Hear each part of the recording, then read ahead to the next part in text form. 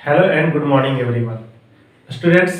हम लोग previous class में गुरुत्वाकर्षण बल के बारे में पढ़ रहे थे और आज फिर उसी को कंटिन्यू करेंगे। स्वागत है आप सबका हमारे YouTube channel physics for you में। दोस्तों, गुरुत्वाकर्षण को आगे कंटिन्यू करते हुए हम लोग आज पढ़ने जा रहे हैं गुरुत्वाकर्षण बल पे आधारित कुछ बेसिक प्रश्न। उससे पहले दोस्तों, पिछले लेक्चर में हमारा कुछ पॉइंट था जो पूरा नहीं हो पाया था, तो 2 पॉइंट्स मैं बताने जा रहा हूँ। उसके बाद हम कुछ क्वेश्चंस करेंगे इस पे बेस्ड। ठीक है, तो हमारा पॉइंट्स ये था, ये 7th नंबर का पॉइंट था कि गुरुत्वाकर्षण बल जो होता है दो पिंडों के बीच, वो बहुत कम दूरी से लेके बहुत ज्यादा दूरी तक वैरी करता है। कैसे? तो हमारा बल जो होता है गुरुत्वाकर्षण बल, उसका फॉर्मूला क्या आया था हमारा, G m1 m2 divided by r square. ठीक है दोस्तों, तो अगर ये r का वैल्यू बहुत छोटा होगा तो फोर्स बड़ा होगा, r का वैल्यू बहुत बड़ा हुआ तो फोर्स क्या हुआ, ये भी बहुत बड़ा हुआ। द्रव्यमान किसी एक पिंड का, m2 है द्रव्यमान दूसरे पिंड का। तो दोस्तों यहाँ पे हमें देखना है कि r पे डिपेंडेंसी फोर्स का क्या होगा।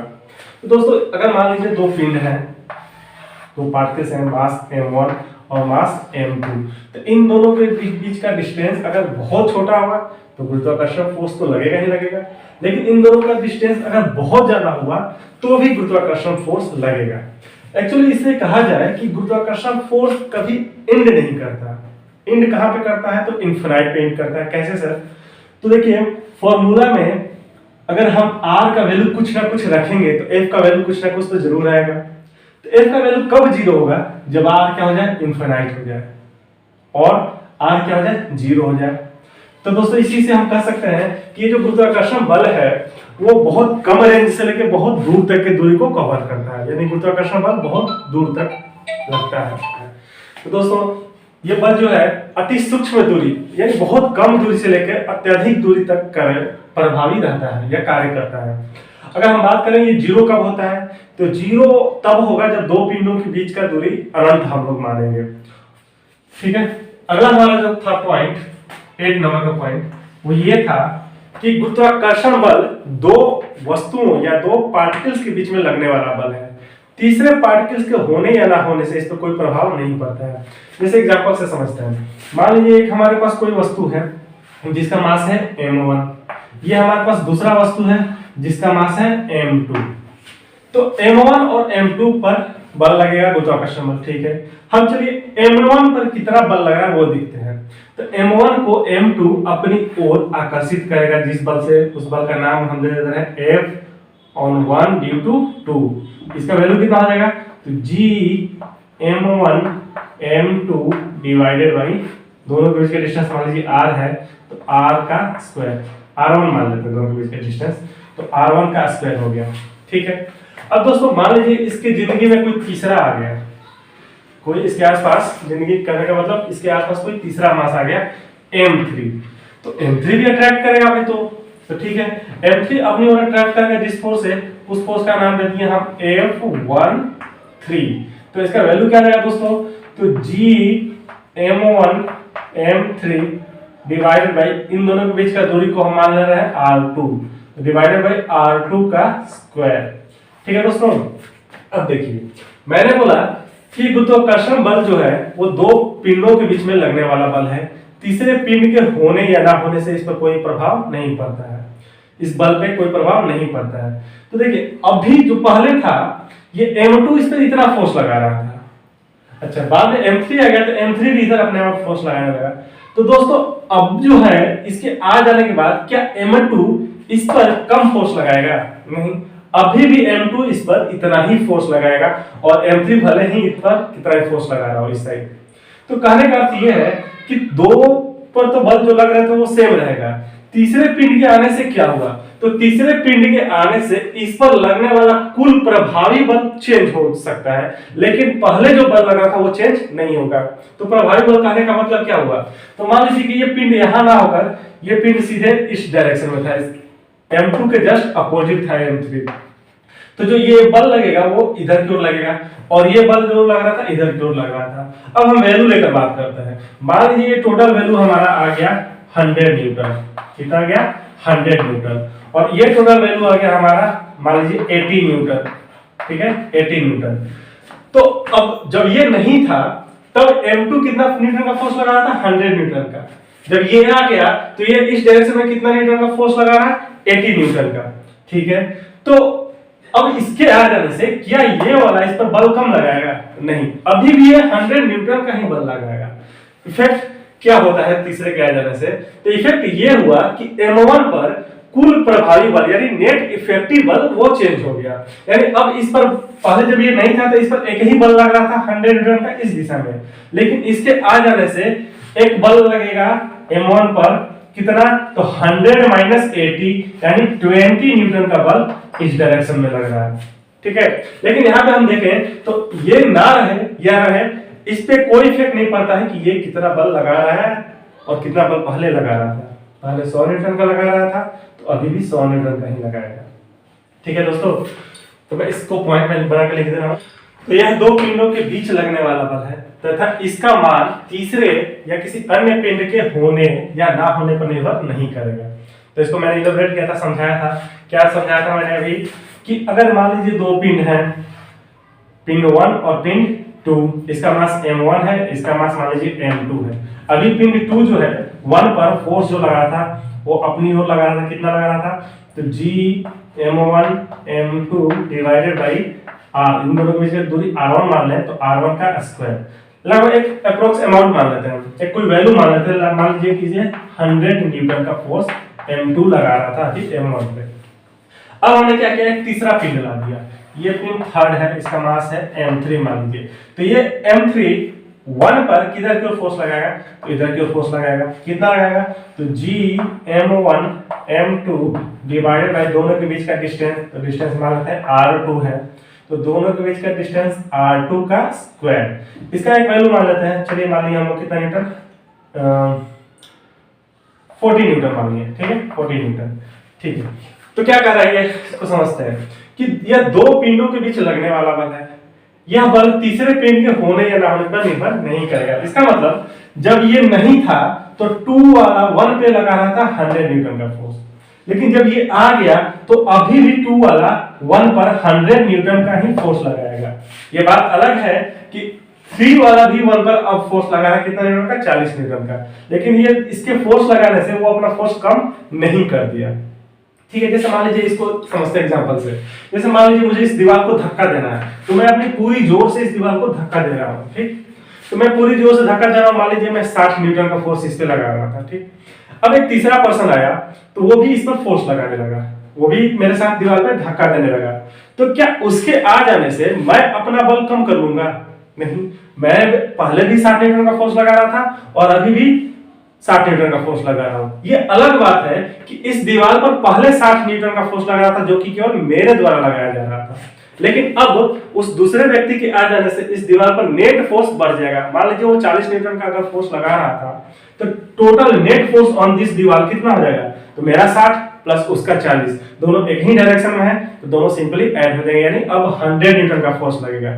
वही जस्ट केस इसमें है, जब ये नहीं था तो इस 1 वाले पार्टिकल पे फोर्स जो लग रहा था 100 न्यूटन का और इस डायरेक्शन में लग रहा था। जब ये आ गया तो ये फोर्स अब इस पे लग रहा है इधर भी 40 न्यूटन का, यानी नेट इफेक्टिव फोर्स इस पे कितना हुआ, तो दोनों एक दूसरे के जस्ट अपोजिट अगर है तो कितना हुआ इफेक्टिव फोर्स, F नेट कितना हुआ, तो 100 माइनस 40 इक्वल टू 60 न्यूटन, ठीक है दोस्तों। तो बस 1 वाले पार्टिकल पर नेट फोर्स चेंज हो गया है, लेकिन दोनों द्वारा इंडिविजुअल फोर्स लगाया जा रहा था जो वो चेंज नहीं हुआ है, ठीक है दोस्तों। तो ये थे 2 पॉइंट कल के जो बच गए थे, और आज मैं इस पे कुछ क्वेश्चंस करा रहा हूँ, ठीक है। हाँ तो दोस्तों हमारा पहला क्वेश्चन ये है, दो 10 केजी द्रव्यमान के समान गोलों के बीच की दूरी 100 मीटर है, दोनों के बीच लगने वाले आकर्षण बल ज्ञात करें। चलिए बोल क्या रहा है तो दोस्तों, मुझे क्वेश्चन से हमें पता चल रहा है कि 2 गोले हैं जिनका द्रव्यमान समान है और दोनों के बीच का दूरी कितना है, 100 मीटर। तो दोनों के बीच का आकर्षण बल निकालना है, तो आकर्षण बल कौन सा बल होता है, तो गुरुत्वाकर्षण बल हो रहा है। तो ठीक है, तो एक गोला ये हो गया जिसका मास कितना है, 10 केजी। एक दूसरा गोला ये हो गया जिसका इसका भी मास कितना है, 10 केजी है, ठीक है। और दोनों से केंद्र की दूरी कितना है 100 मीटर है। तो इनके बीच लगने वाला आकर्षण बल निकालना, यानी हमको गुरुत्वाकर्षण बल निकालना है। तो दोस्तों गुरुत्वाकर्षण बल निकालने के लिए फॉर्मूला सीधे रख देना है, आसान सा क्वेश्चन है, Gm1 m2 divided by r square, यानी दोनों के बीच की दूरी का स्क्वायर। तो G का वैल्यू होता है 6.67 इंटू 10 के पावर माइनस 11। G का यूनिट क्या होता है, तो न्यूटन मीटर स्क्वायर पर केजी स्क्वायर, ठीक है। अच्छा, अब मास, m1 मास कितना है 10 और m2 का मास कितना है, ये भी 10 है। तो 10 इंटू 10 और kg है, kg है तो kg स्क्वायर लिख सकते हैं, तो kg स्क्वायर डिवाइडेड बाई दोनों के बीच क्या दूरी, तो दूरी कितना है 100 मीटर, तो 100 का स्क्वायर करेंगे तो 10 के, चलिए 1000 मीटर स्क्वायर, ठीक है दोस्तों। तो ये मीटर स्क्वायर इस मीटर स्क्वायर से कट गया, ये केजी स्क्वायर का पावर -2, ये केजी स्क्वायर का पावर +2 कट गया, ये दो जीरो इन दो जीरो से कट गया, यानी बचा क्या, जब ये दो जीरो ऊपर जाएगा तो 10 के पावर -2 होगा, यानी 6.67 इंटू 10 के पावर -11, तो यहाँ पे है, ये इन दोनों को ऊपर ले गए तो 10 के पावर -2। दोस्तों जब बेस सेम होता है और उनमें गुणा करते हैं आपस में, तो पावर्स क्या होते हैं, ऐड हो जाते हैं, यानी ये फोर्स दोनों के बीच में लगेगा, वो कितना लगेगा 6.67 इंटू 10 के टू पावर -30 न्यूटन। यही कारण है दोस्तों कि हम छोटे से, जैसे ये चौक है और ये मैं हूं, ये चौक हम पे ग्रेविटेशनल ऑफ फोर्स लगा रहा है कि नहीं लगा रहा है, तो दोस्तों बिल्कुल लगा रहा है, लेकिन हम क्यों फील नहीं कर पाते हैं, क्योंकि हम देख रहे हैं कि अगर 10 केजी के दो द्रव्यमान रहेंगे तो वे दोनों आपस में, अगर 100 मीटर के डिस्टेंस में है तो दोनों आपस में कितना फोर्स लगाएंगे, तो 6.67 इंटू 10 के पावर -30 न्यूटन, जो कि बहुत ही कम फोर्स है, और इतना कम फोर्स है कि हम इसको फील नहीं कर पाएंगे। तो दोस्तों 10 केजी के द्रव्यमान के लिए हमने फोर्स निकाल दिया, इतना फोर्स लगेगा। नेक्स्ट क्वेश्चन देखते हैं। हाँ तो दोस्तों अगला क्वेश्चन हमारे स्क्रीन पे है। अभी हम बेसिक क्वेश्चन तक चल रहे हैं, धीरे धीरे अपना लेवल बढ़ाते रहेंगे। क्वेश्चन है, दिए गए चित्र के लिए तीनों पिंडों पर परिणामी बल ज्ञात करें। ए और सी के मध्य बिंदु पर बी है, और ए और सी के बीच का दूरी दिया 1 मीटर, ए का द्रव्यमान दिया 100 ग्राम, बी का द्रव्यमान 200 ग्राम, सी का द्रव्यमान 300 ग्राम, और जो बी है ये ए और सी के एकदम बिल्कुल बीच में है। जब बीच में है दोस्तों, तो ये टोटल दूरी 1 मीटर है, तो यहां से यहां तक का दूरी 1/2 मीटर, और यहां से यहां तक का दूरी भी 1/2 मीटर। तो चलिए सबसे पहले नेट बल यानी परिणामी बल ए पर निकालते हैं। तो सॉल्यूशन ए के लिए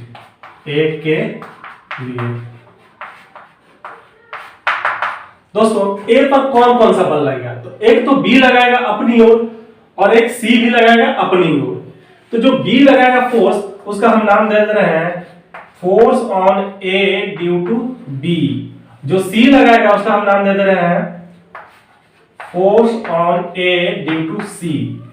तो force on A due to B कितना हो जाएगा, तो फॉर्मूला रख दीजिए, जी ए का मास यानी एम ए, बी का मास यानी एम बी, डिवाइड बाई दोनों का डिस्टेंस कितना है, तो 1/2 का स्क्वायर।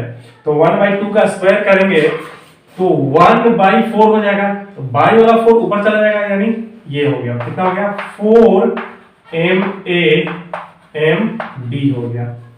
ठीक है दोस्तों। अच्छा, अब force on A due to C निकालते हैं। फॉर्मूला जी एम ए और एम सी यानी mass of C divide by दोनों के बीच का डिस्टेंस का स्क्वायर। तो दोनों के बीच का डिस्टेंस है दोस्तों 1 मीटर, तो 1 का स्क्वायर करेंगे तो 1 ही रह जाएगा, तो बराबर क्या हो जाएगा G M A M C.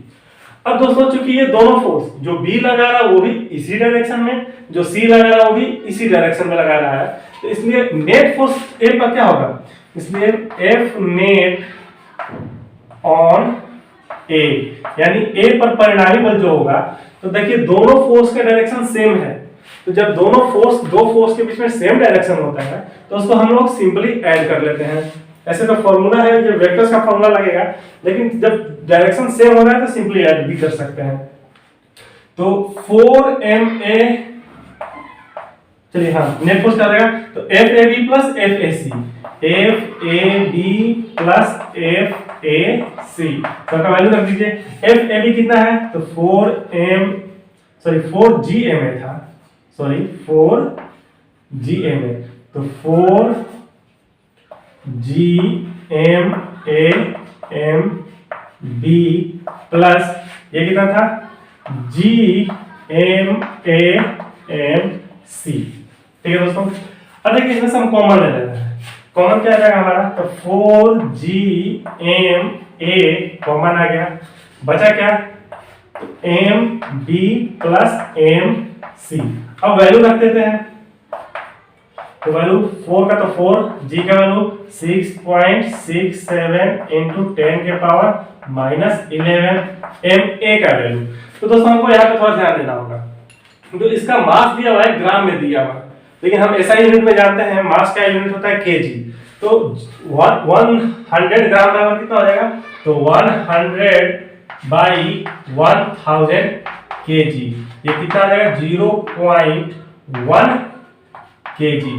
तो ये कितना हो गया, मास ऑफ A तो 0.1 इनटू मास ऑफ B कितना हो जाएगा, तो मास ऑफ B हो जाएगा 0.2 केजी, मास ऑफ C कितना हो जाएगा 0.3 केजी। तो मास ऑफ B कितना है 0.2 प्लस मास ऑफ C कितना है 0.3। ठीक है दोस्तों, इक्वल टू 4 इंटू 6.67 इंटू 10 के to power -11 into 0.1 into 0.2 plus 0.3 कितना आ जाएगा 0.5। दोस्तों अब कैलकुलेशन कर लेंगे, जो भी आ जाएगा हमारा न्यूटन में वो आंसर हो जाएगा। ठीक है, बराबर समथिंग न्यूटन। ये हमने केवल निकाला है A पर लगने वाले परिणामी फोर्स को। अब हम लोग निकालते हैं B के लिए। तो दोस्तों देखते हैं हम लोग B के लिए।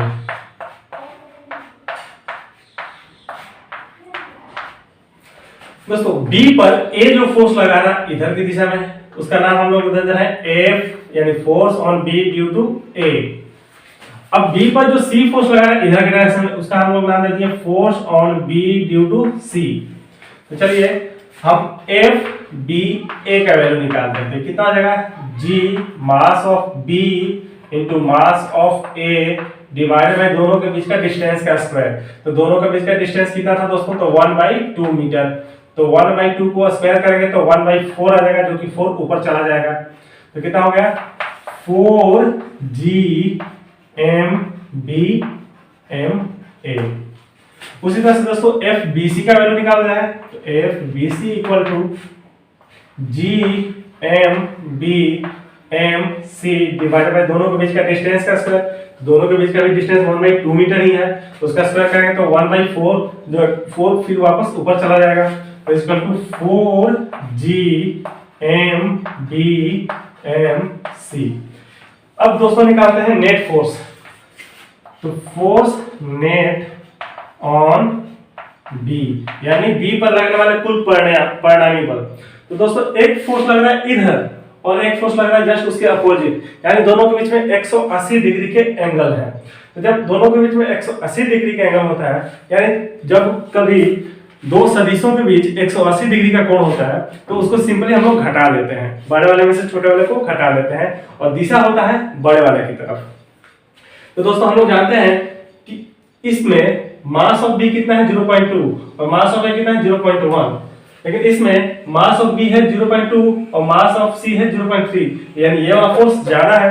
तो हम लोग इसमें से इसको घटा देंगे, तो क्या हो जाएगा 4G, बड़ा कौन था ये था, तो 4GMBMC माइनस 4GMBMA। तो कॉमन क्या है दोस्तों, 4GMB कॉमन है, MC माइनस MA, या 4G का वैल्यू 6.67 इंटू 10 के पावर माइनस 11, एम बी का वैल्यू 0.2 इंटू एम सी का वैल्यू 0.3 माइनस एम ए का वैल्यू तो 0.1, यानी हमारा नेट क्या बचा 4 इंटू 6.67 इंटू 10 के टू पावर माइनस 11 इंटू 0.2 और 0.3 में से 0.1 गया तो ये भी 0.2 आएगा। कैलकुलेशन करके इसका वैल्यू इजीली जो भी आएगा वो न्यूटन में हमारा आंसर हो जाएगा। दोस्तों मैं सी पर का वैल्यू नहीं निकाल रहा हूँ, आप लोग सी का वैल्यू निकाल के हमें कमेंट में जरूर बताइएगा। ठीक है, नेक्स्ट क्वेश्चन की ओर चलते हैं। तो दोस्तों हमारा नेक्स्ट जो क्वेश्चन है, चार समान द्रव्यमान के पिंड किसी वर्ग के चारों शीर्ष पर स्थित हैं, किसी एक पिंड पर लगने वाला कुल परिणामी बल ज्ञात करें यदि वर्ग का भुजा a मीटर है। तो दोस्तों चलिए सॉल्व करते हैं। एक वर्ग बना रहे हैं जिसका भुजा कितना हो, a मीटर का हो।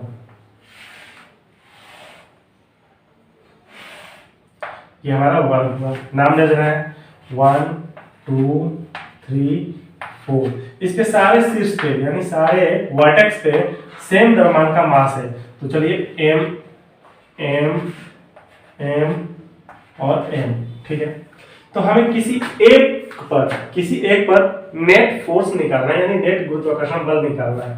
चलिए हम लोग दो वाले को पकड़ लेते हैं, इस पर हम लोग नेट निकालेंगे।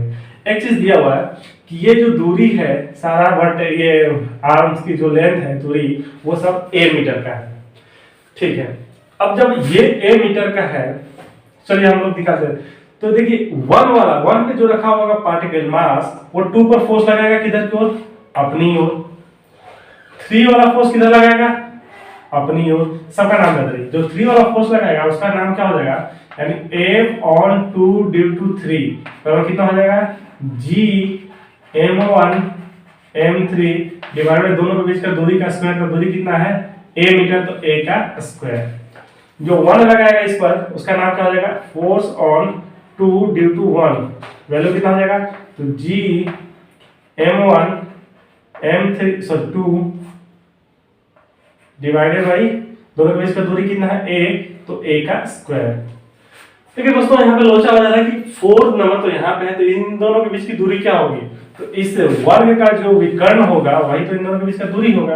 तो वर्ग का विकर्ण कैसे निकालेंगे, तो दोस्तों देखिए इस तरह से जो हमारा फिगर बना वो एक समकोण त्रिभुज बना जिसका बेस जो आधार है वो भी a मीटर का है और जिसका लंब है वो भी a मीटर का है। तो हाइपोटेनस कितना आ जाएगा दोस्तों, तो √2a मीटर, ठीक है। तो ये जो m4 लगाएगा फोर्स अपनी ओर लगाएगा, कितना लगाएगा, उसका नाम क्या हो जाएगा, F/2 पे लगाएगा तो F/4 ड्यू टू 4 वैल्यू कितना हो जाएगा, तो G m1 m4 divided by √2a का स्क्वायर। तो √2 का स्क्वायर करेंगे तो 2, a का स्क्वायर करेंगे तो a स्क्वायर, ठीक है। अब दोस्तों इस पे नेट निकालना है तो सबको जोड़ना होगा। अच्छा, हम जानते हैं कि फोर्स क्या है, वेक्टर क्वांटिटी है, और वेक्टर क्वांटिटी को जोड़ा कैसे जाता है, तो वेक्टर लॉ ऑफ एडिशन से। फॉर्मूला क्या आता है, तो F नेट इक्वल टू क्या हो जाएगा। हम दोस्तों क्या करते हैं, इन दोनों फोर्सेस को जोड़ लेते हैं पहले। जब इन दोनों फोर्स को जोड़ेंगे तो दोनों का वैल्यू सेम आएगा। क्यों सेम आएगा, देखिए इस वाले फॉर्मूले में देखिए और इस वाले फॉर्मूले में ऊपर यहाँ पे G m1, यहाँ पे भी G और m1, यहाँ पे m2 और यहाँ पे m3। तो नाम केवल m2 और m3 है लेकिन दोनों का मास जो है क्या है, सेम है, और दोनों के बीच में जो a स्क्वायर है वो भी सेम है। इसका मतलब ये फोर्स जो होगा उतना ही वैल्यू इसका भी सेम होगा। जब दो समान बलों को आपस में जोड़ा जाता है तो उनका परिणामी बल दोनों के बीचों बीच होता है। यानी इन दोनों को जोड़ने पर जो भी फोर्स आएगा वो इसी लाइन पर आएगा। तो हम F नेट निकाल लेते हैं इन दोनों को जोड़कर। तो F नेट क्या हो जाएगा, √ F21 का स्क्वायर प्लस F23 का square plus 2F21 F23 into cos theta. ये थीटा क्या है, तो इन दोनों फोर्सेस के बीच का एंगल जो कि कितना होता है 90 डिग्री। इस केस में वर्ग के केस में कितना होगा 90 डिग्री। तो cos 90 डिग्री का वैल्यू कितना होता है दोस्तों, ये उधर के पास क्वेश्चन था, cos 90 डिग्री का वैल्यू 0 होता है, यानी ये टोटल टर्म करके 0 हो गया। हमारे पास क्या बचा, तो F21 का स्क्वायर, ठीक है। तो F21 का स्क्वायर, यानी अब इसको स्क्वायर करते हैं, चलिए। तो जी स्क्वायर एम, अच्छा वैल्यू m1 m2 नहीं दे रहा है, केवल इसका वैल्यू दे रहा है। तो m1 का वैल्यू m है और m2 का वैल्यू m है, यानी m स्क्वायर। अच्छा उसका भी स्क्वायर करना था, यानी m के power 4 divided by a square का स्क्वायर, तो a के पावर 4 प्लस F23 कितना है g, तो g का स्क्वायर g स्क्वायर, और m गुने m स्क्वायर, और उसका स्क्वायर करेंगे तो m के पावर 4 डिवाइडेड बाई a के पावर 4। अब एलसीएम लेके जोड़ दे, सॉरी a के पावर 4 हो जाएगा क्योंकि स्क्वायर है ना, स्क्वायर का स्क्वायर करेंगे तो 4। अब एलसीएम लेके जोड़ देंगे तो बेस में क्या है a के पावर 4, यहाँ भी a के पावर 4, यानी एलसीएम क्या आ गया a के पावर 4, तो सीधे सीधे ये जुड़ जाएगा। तो g स्क्वायर m के power 4 plus g square m के पावर 4 कितना आ जाएगा, तो 2 इंटू जी स्क्वायर m के पावर 4, ठीक है। जब रूट हटाएंगे तो क्या हो जाएगा हमारा, तो जी स्क्वायर के बदले जी एक बाहर आ गया, m के पावर 4 के बदले m स्क्वायर बाहर आ जाएगा, और a स्क्वायर a के पावर 4 के बदले a स्क्वायर बाहर आ गया, लेकिन बेचारा दो अंदर रूट में ही फंस गया, यानी √2।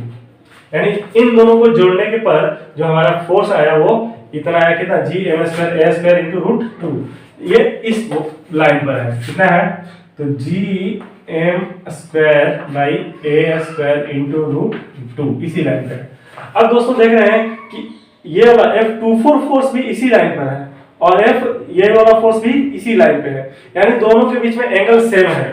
तो जब दो सदिशों के बीच का कोण समान होता है तो उन दोनों सदिशों को हम सिंपली ऐड कर लेते हैं जनरल कैलकुलेशन से, जनरल अलजेब्रा से, यानी F नेट अब क्या हो जाएगा, तो F24 प्लस इस F नेट का नाम दे रहे हैं हम, क्या नाम है, F नेट 1 दे दिए, तो F नेट 1, F24 कितना है, तो G M1 into M2 into M4 है, तो M वैल्यू तो दोनों का M ही है, तो M इंटू M कितना हो जाएगा, M square divided by 2A square, ठीक है दोस्तों, प्लस F नेट 1 का वैल्यू कितना है, तो G M square √2 divided by A square, ठीक है। अब एलसीएम लेते हैं, तो एलसीएम कितना हो जाएगा दोस्तों, तो 2A स्क्वायर एलसीएम हो जाएगा, तो ये ऐसे ही जस्ट एज इट इज रह जाएगा, तो जी एम स्क्वायर, और इसमें हमको 2 से गुना करना पड़ेगा, तो प्लस 2 जी एम स्क्वायर 2√2, ठीक है। तो दोस्तों हम कॉमन ले रहे हैं, कॉमन क्या आ जाएगा, तो जी एम स्क्वायर कॉमन आ गया, बचा क्या 1 plus 2√2 divided by 2A square, ये हमारा नेट फोर्स आया किस पर, 2 पे। ये नेट फोर्स हमेशा किसी पे भी, चाहे हम इस पे ले रहे, इस पे ले रहे, किसी पे भी वैल्यू इतना ही आएगा। ये अलग बात है, डायरेक्शन अलग हो जाएगा। जैसे 2 पर का नेट फोर्स का डायरेक्शन इस दिशा में था, तो 1 पर का नेट फोर्स का डायरेक्शन इस दिशा में हो जाएगा, 4 का डायरेक्शन इस दिशा में, 3 का डायरेक्शन इस दिशा में हो जाएगा, ठीक है दोस्तों। उम्मीद करता हूँ समझ में आया होगा। चलिए नेक्स्ट क्वेश्चन करते हैं। तो दोस्तों हमारा क्वेश्चन नंबर ये है, जस्ट उसी टाइप का क्वेश्चन है। 4 समान द्रव्यमान के पिंड किसी वर्ग के चारों शीर्ष पर स्थित है और एक m द्रव्यमान वर्ग के विकर्णों के मध्य स्थित है, तो m पर परिणामी बल ज्ञात करें। फिर से हम लोग पिंड बना रहे हैं। एक हमारा ये हो गया वर्ग, तो वर्ग में हम जाते हैं सबका भुजा समान होता है, तो मान लीजिए इसका डिस्टेंस a है, तो ये भी ये सारा a हो गया। सबका नाम दे दिए 1 2 3 4, सब पे एक इक्वल द्रव्यमान है, तो चलिए मान रहे हैं m है, इस पर भी m है, इस पर भी m है, इस पर भी m है। अगला बोल रहा है कि दोनों वर्ग के दोनों विकर्णों के मिलान बिंदु पर, एक विकर्ण ये, एक विकर्ण ये, इन दोनों का मिलान बिंदु यानी मध्य बिंदु पर एक द्रव्यमान है जो बड़ा वाला है, इस m पर परिणामी बल निकालना है। ठीक है, बहुत आसान क्वेश्चन है। देखिए ये m मास और ये भी m मास, इन दोनों का द्रव्यमान वैल्यू कितना है, सेम है, तो इस पर जो ये वाला बल लगाएगा इधर की दिशा में, उसका वैल्यू कितना हो जाएगा, तो वैल्यू हो जाएगा G M M भाई मान लिया कि दोनों ये डिस्टेंस जो है x है, तो ये अगर डिस्टेंस इस विकर्ण का यहाँ से सेंटर से यानी मूल बिंदु से सेंटर से यहाँ तक का डिस्टेंस अगर x है तो सबका डिस्टेंस x ही होगा, ये भी x सब x होगा। तो कितना हो जाएगा x का स्क्वायर, किस डायरेक्शन में, तो 3 की तरफ। अच्छा m जो लगाएगा फोर्स वो कितना लगाएगा, तो m जो फोर्स लगाएगा वो अपनी ओर लगाएगा, कितना लगाएगा, तो g बड़ा वाला m छोटा वाला m डिवाइडेड बाई x का स्क्वायर। ठीक है दोस्तों, तो देख रहे हैं कि ये दोनों का मैग्नीट्यूड यानी परिमाण क्या है, सेम है, लेकिन दिशा एक दूसरे के जस्ट अपोजिट है। तो जब परिमाण सेम दो बलों का और दिशा जस्ट विपरीत, तो दोनों क्या हो जाते हैं, एक दूसरे से कैंसिल हो जाते हैं, यानी कि इस पर परिणामी बल इन दोनों के कारण तो 0 हो गया। अब इन दोनों के कारण देखते हैं, तो ये वाला अपनी तरफ एक बल लगाएगा जिसका मान होगा G बड़ा वाला m छोटा वाला m डिवाइडेड बाई x का स्क्वायर, तथा ये कितना लगाएगा, ये अपनी तरफ लगाएगा, ये कितना लगाएगा, g बड़ा वाला m छोटा वाला m डिवाइडेड बाई दोनों का डिस्टेंस का स्क्वायर, तो x स्क्वायर। इन दोनों का भी परिणाम क्या है, सेम है, दिशा जस्ट अपोजिट है, तो ये दोनों भी एक दूसरे से कैंसिल, यानी m पर नेट परिणामी बल कितना हो जाएगा, तो दोस्तों 0, F net on m equal to 0। ठीक है दोस्तों, उम्मीद करता हूँ आपका आज का लेक्चर आप लोगों को अच्छा लगा होगा, समझ में आई होगी चीजें। अगर नहीं समझ में आए तो आप मुझे व्हाट्सएप पे या कमेंट में कमेंट कर सकते हैं। थैंक यू दोस्तों।